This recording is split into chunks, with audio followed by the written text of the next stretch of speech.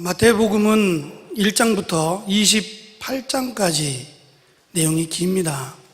길다라는 것은 할 말이 많다는 겁니다. 특별히 유대인들에게 하실 말씀이 많아서 마태복음은 28장이나 됩니다. 그런데 그 28장 가운데 가장 핵심이 되는 중요한 내용은 중간에 남습니다. 근데 그 중간이 바로 우리가 읽었던 13장, 물론 정확하게 얘기하면 14장이지만 내용의 흐름상 보면 중간이 딱 13장이 됩니다. 그런데 이 13장에는 놀랍게도 하나님 나라에 대한 비유가 7개가 기록이 되어 있습니다. 우리가 읽었던 내 땅에 뿌려진 씨의 비유, 겨자 씨의 비유, 누룩의 비유, 알곡과 가라지의 비유, 감추인 보화의 비유, 진주의 비유, 그리고 그물의 비유입니다. 이 7가지의 비유는 천국이 도대체 어떤 곳이고 누가 천국에 들어가며 천국은 얼마나 가치가 있는지 내가 가진 모든 것을 팔아서라도 사고 싶은 바로 그것이 천국이다라는 것과 끝으로 천국은 단순히 아무나 들어가는 게 아니라 특별히 택함을 받은 그리고 예수를 그리스도라고 고백하는 사람만 들어갈 수 있다. 그러나 들어가지 못하는 사람도 있다. 그래서 천국과 지옥이 있다라는 것, 불에 태워버린다는 내용으로 지옥이 있다는 내용까지도 포함해서 천국의 비유가 7개 기록이 되어 있습니다. 그만큼 중요하다는 겁니다. 특별히 우리가 읽었던 첫 번째 4곳에 뿌려진 씨앗의 비유는 마태복음, 마가복음, 누가복음, 공관복음이라고 하는 3곳에 모두 다 기록될 만큼 굉장히 중요한, 특별히 유대인이나 이방인들 모두가 다 듣고 이해할 만한 쉽게 그리고 흥미롭게 가르쳐 주신 내용입니다. 우리가 읽었던 말씀 가운데 씨라고 소개되고 있는 이 씨는 말씀인데요, 이 말씀이 어떠한 말씀인지가 11절에 기록되어 있습니다. 대답하여 이르시되 천국의 비밀을 아는 것, 그것이 너희에게는 허락되었으나 라고 소개하면서 이 씨가 그냥 율법이나 말씀이 아니라 특별히 천국에 관한 말씀이라는 겁니다. 그러면 유대인들은 귀가 솔깃해서 아주 자세히 구체적으로 들으려고 노력을 했을 겁니다. 왜냐하면 이미 구약에서부터 하나님의 나라, 천국에 대한 얘기를 선지자들이 해왔기 때문입니다. 누가 천국에 들어갈 수 있을까? 아브라함이 혈통을 받은 우리가, 그리고 할례를 한 우리가, 율법을 받은 우리가 천국에 들어갈 수 있다라고 자부하며 살았던 이스라엘 백성들인데 그들이 하나님을 떠났습니다. 그래서 계속 수백 년 동안 다른 이방 나라의 노예로 살아가고 있고 지금도 로마의 노예로 살아가고 있는 자신들의 처지를 보면서 하나님은 우리를 버렸다. 그래서 하나님의 나라는 우리와는 거리가 먼, 그렇게 이해하고 있을 때에 예수님은 하나님의 나라, 천국이 가까이 왔다 라고 말씀하시며 그들에게 희망의 메시지를 던져주고자 합니다. 4곳에 뿌려졌다는 것은 4곳만 뿌려졌겠습니까? 여러 곳에 뿌려졌는데 특별히 4곳이라고 설명하는 이유는 이 사라고 하는 것이 당시 사람들에게는 동서남북을 의미했기 때문입니다. 그래서 바람이 동에서 서로, 남에서 북으로, 동서남북 모든 땅에 하나님의 말씀, 천국에 관한 내용을 말씀하셨다라는 겁니다. 그래서 온 땅, 모든 민족에게 하나님이 천국 복음의 말씀을 전하셨다라고 하는 내용입니다. 그렇다면 천국의 비밀이라고 소개하고 있는 천국의 비밀, 그리고 하나님 나라의 열쇠라고 설명하고 있는 그것은 무엇일까라고 유대인들은 분명히 생각했을 겁니다.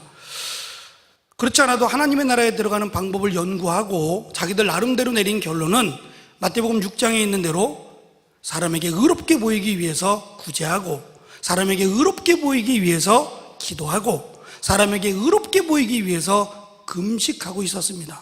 이 3가지를 통해서 내가 의로운 사람이야, 나를 봐봐, 내가 얼마나 의로운지 알아 라고 하면 자기를 드러내려고 했습니다. 그때 예수님께서 하신 말씀은 사람에게 보이려고 하지 마라, 은밀한 중에 보시는 하나님께서 갚으신다는 내용입니다.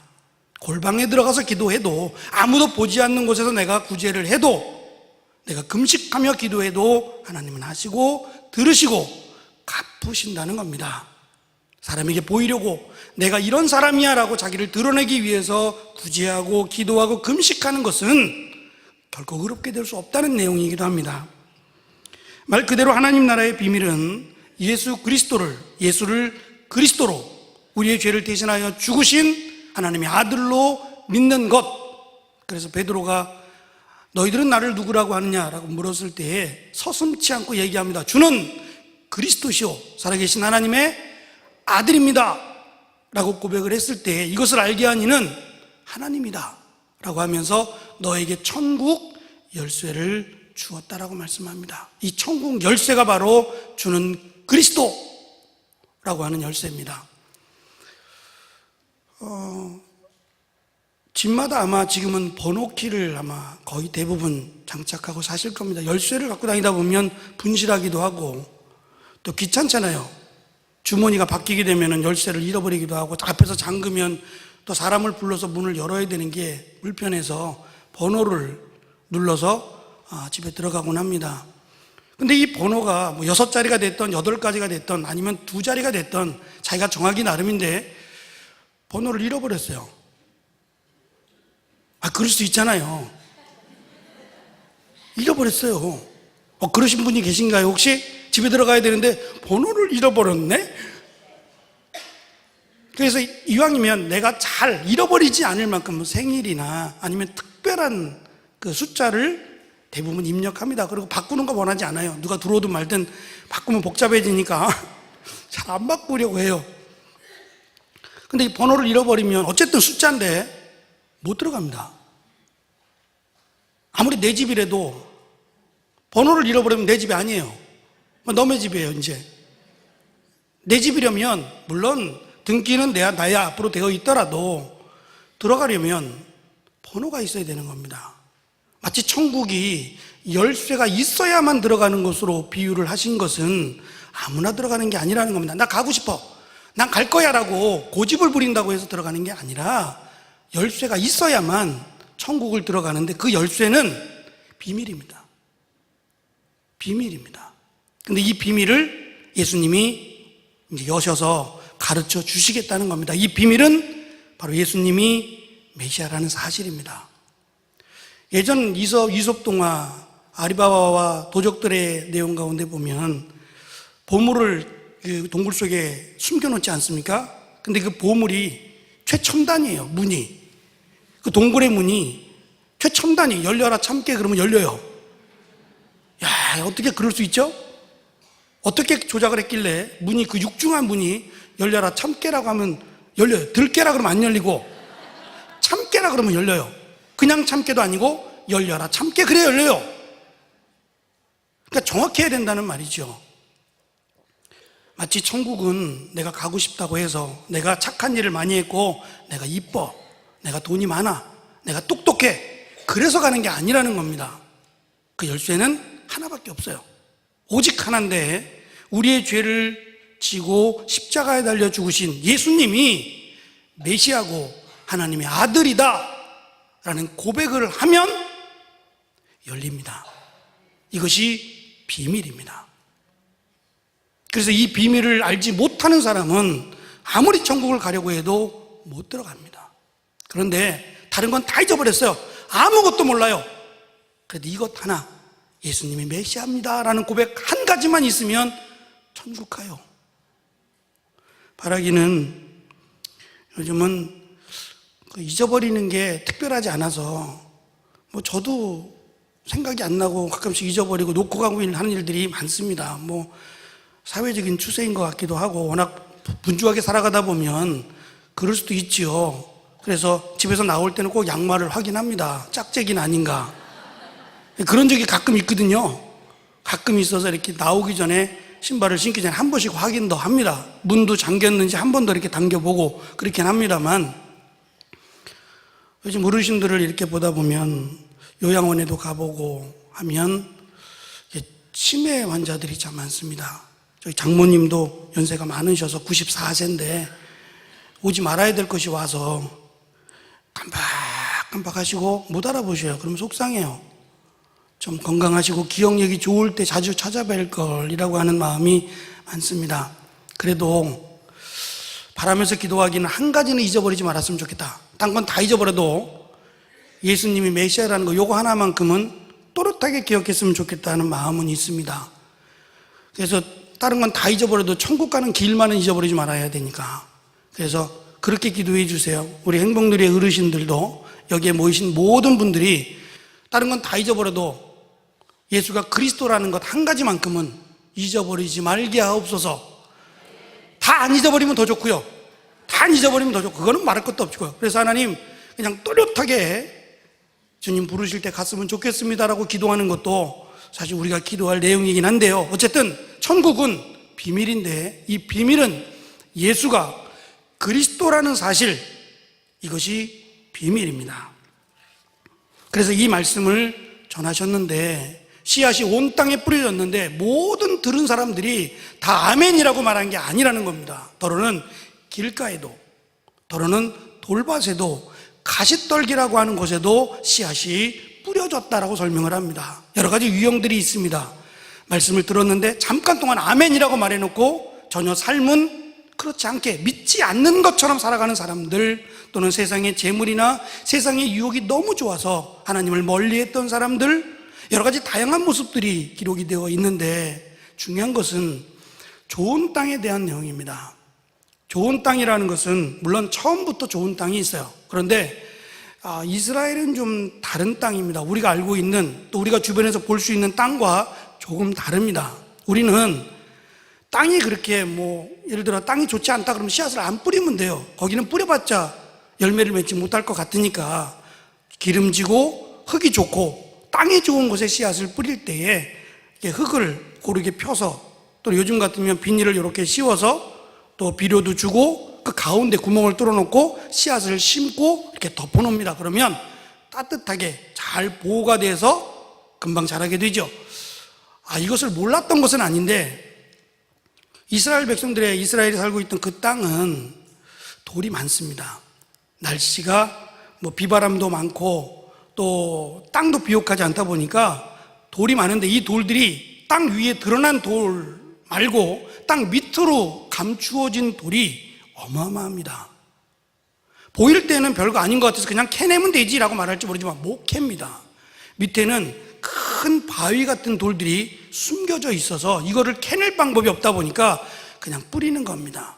씨앗을 한 움큼 쥐고 이것을 땅에다가 흙 뿌려놓고 흙을 뒤엎는 겁니다.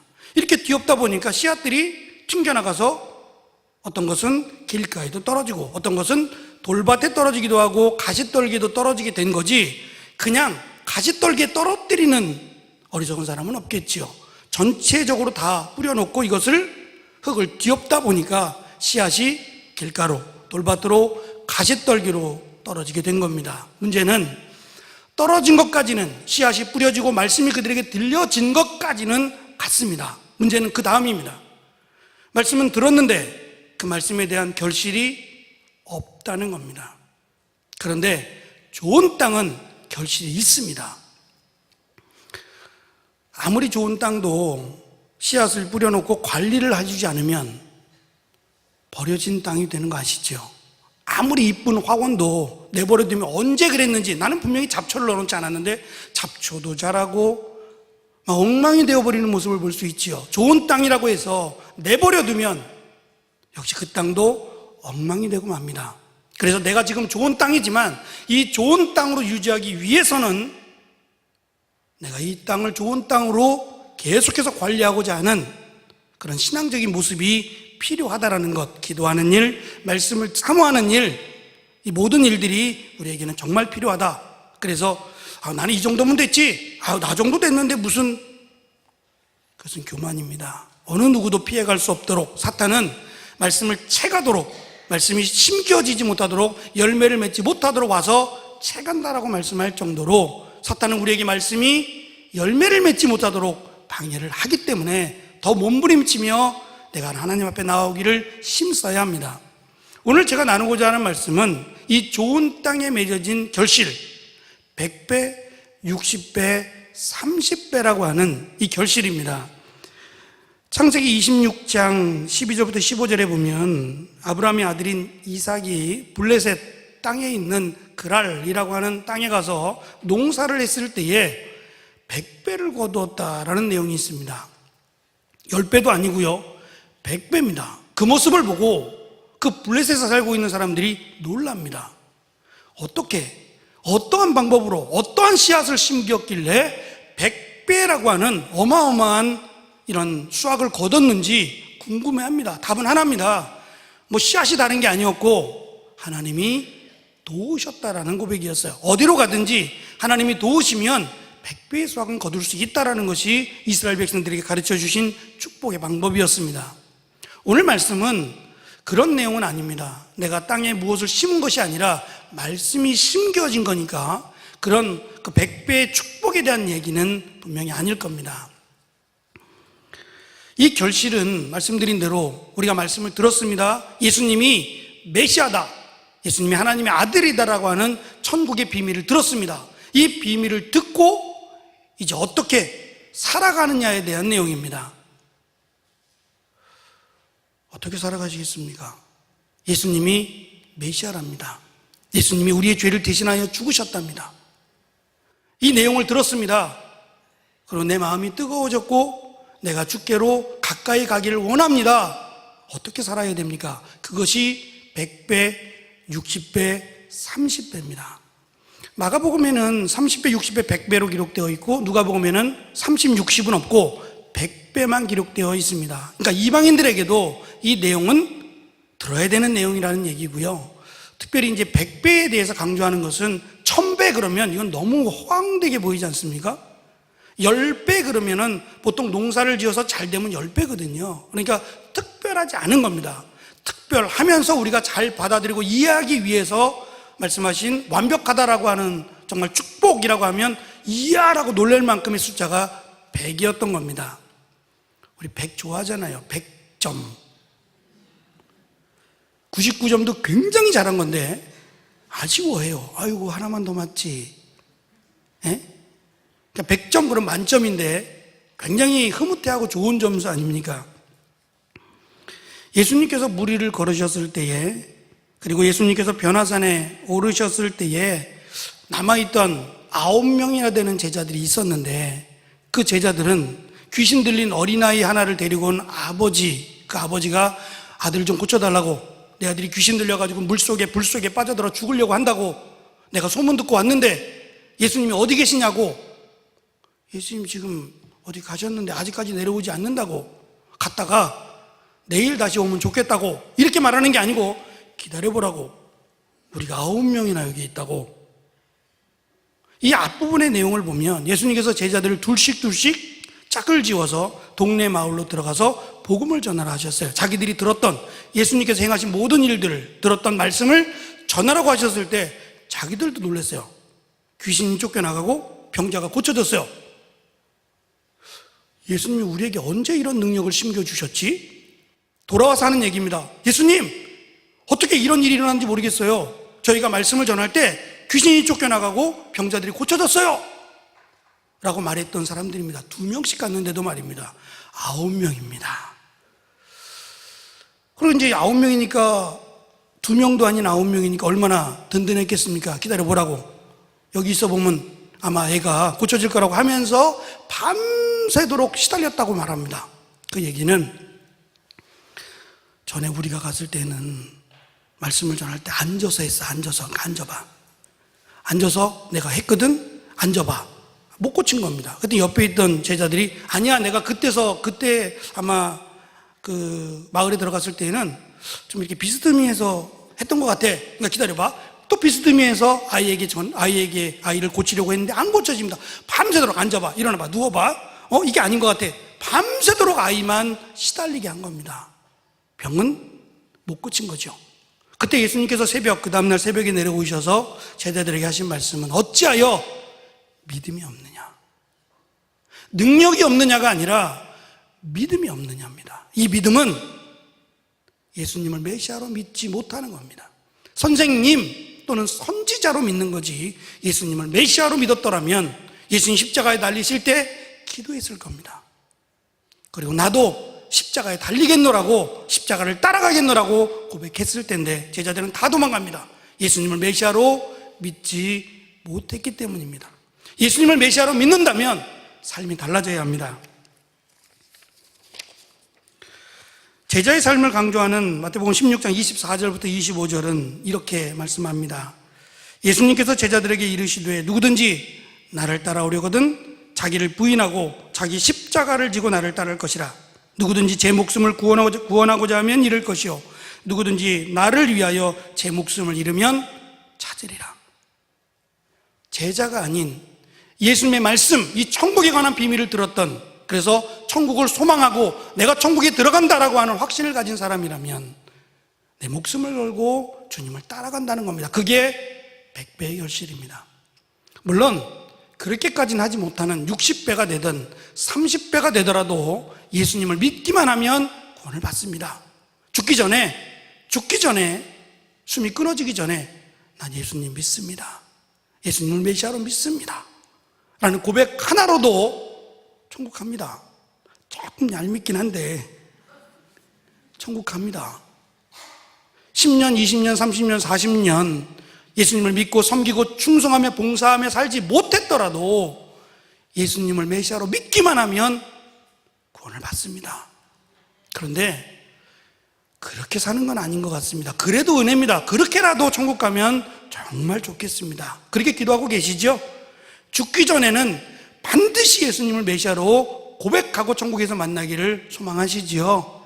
근데 더 큰 소망은 그렇게 말고 좀 살아계실 때에 우리처럼 교회에 나와서 하나님을 섬기고 하나님을 기쁘시게 하고 영광스럽게 열심히 땀 흘려 주를 위해 일하다가 가면 얼마나 좋겠습니까? 그것을 100배라고 설명하는 겁니다.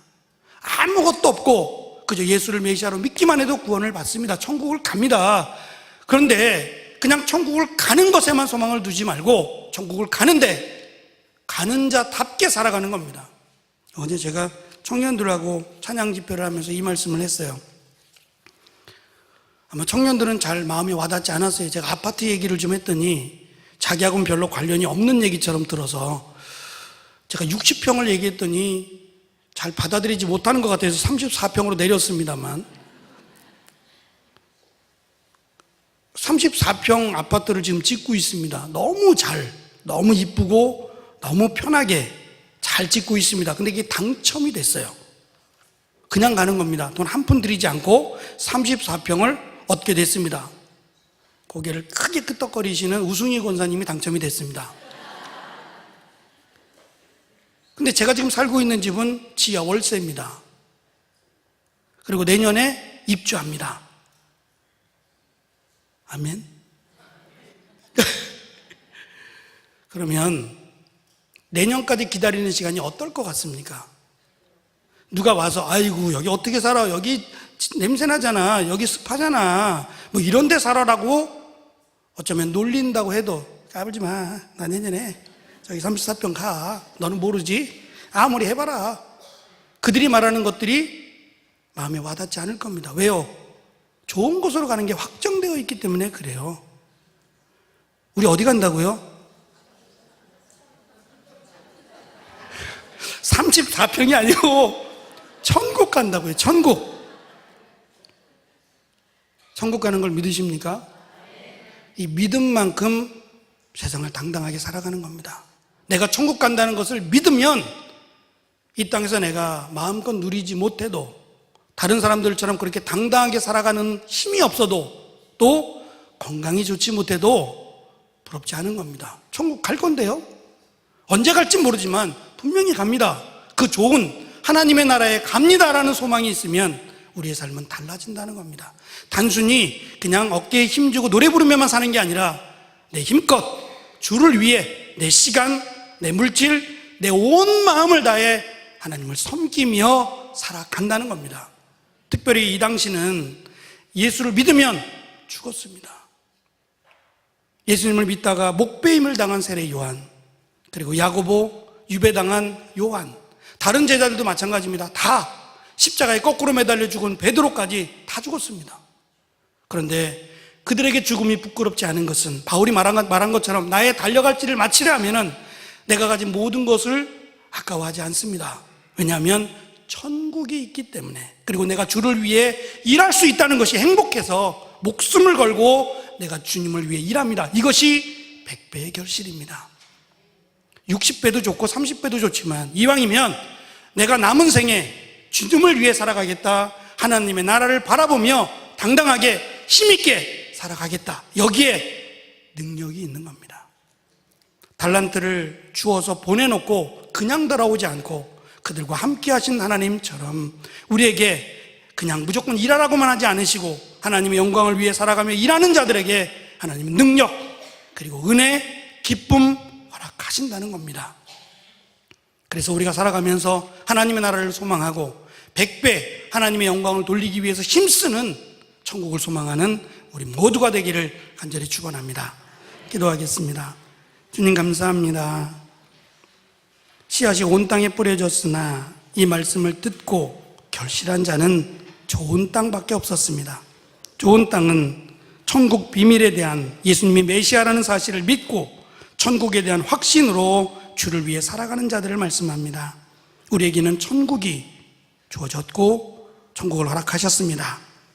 너무 감사하고 기쁜데 이 기쁨과 감사함이 하나님의 영광을 위해 사용되도록, 특별히 우리가 기도하는 대상자들이 있다면 그들이 이 세상을 떠나기 전에 예수님을 메시아로 믿는 은혜를 더하시고, 또 간절히 원하기는 그들이 예수를 메시아로 믿는 것에서 그치지 않고 주를 위해 살아가고 주를 위해 헌신하는 삶이 그들 안에 100배로 결실되어지도록 은혜를 더하여 주옵소서.